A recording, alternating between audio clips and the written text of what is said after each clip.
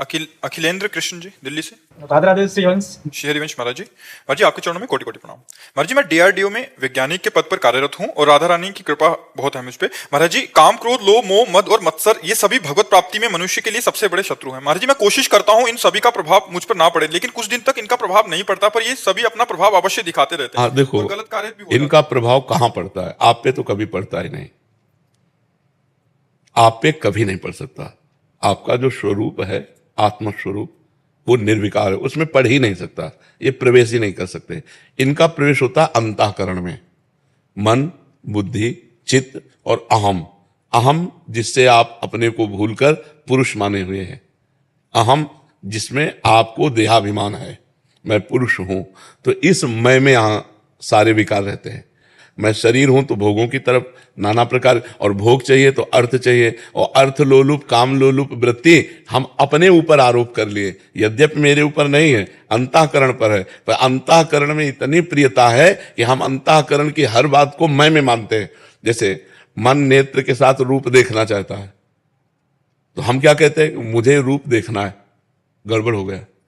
जबकि मन नेत्रेंद्रिय के साथ, मन ज्ञानेंद्रिय नेत्रेंद्रिय उसके साथ मिलकर, और हम उसके साक्षी हैं, हम रोकना चाहे उसे रोक ले, पर रोकने की बात ही नहीं आती। हमें लगता है मैं ही देखना चाहता हूं तो बस इसलिए चला जाता हूं। जब तक देहाभिमान गलित नहीं होगा तब तक इन विकारों का प्रभाव आता रहेगा। देहाभिमान गलित होने के लिए खूब नाम जप करो, सत्संग सुनो, धीरे धीरे जब ज्ञान प्रकट होगा तो देहाभिमान, आप शरीर तो है नहीं प्यारे, पक्की बात समझो, 100 में 100% आप शरीर नहीं है।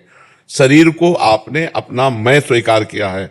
थोड़ा ज्ञान होने पर लगता है शरीर मेरा, जब शुद्ध ज्ञान होता है तो बिल्कुल ये ऐसे है जैसे आप गाड़ी पे बैठे हैं, आप अलग हैं गाड़ी अलग है, आप अलग हैं गाड़ी अलग है। ऐसे मनुष्य शरीर रूपी गाड़ी परमार्थ की यात्रा के लिए भगवान ने आपको दी है। हम गाड़ी को गाड़ी न मानकर मैं ही मान लिए, तभी हम कंट्रोल नहीं कर पा रहे।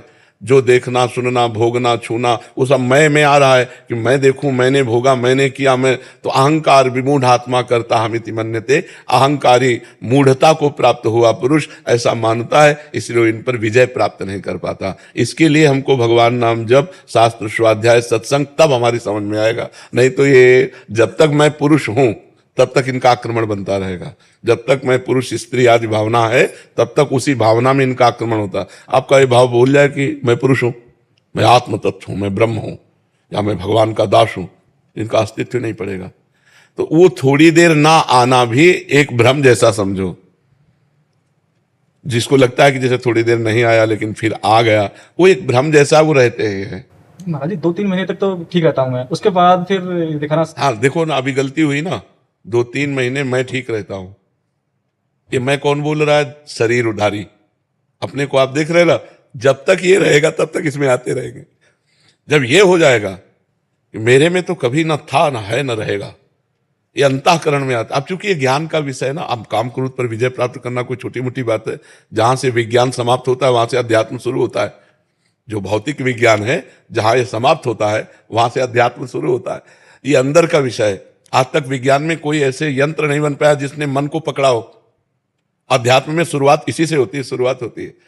आज तक कोई यंत्र नहीं बना जो हमारी बुद्धि को दिखा दे, देखो ये बुद्धि चल रही, अल्ट्रासाउंड सिटी स्कैन, कुछ भी आज तक है कोई यंत्र।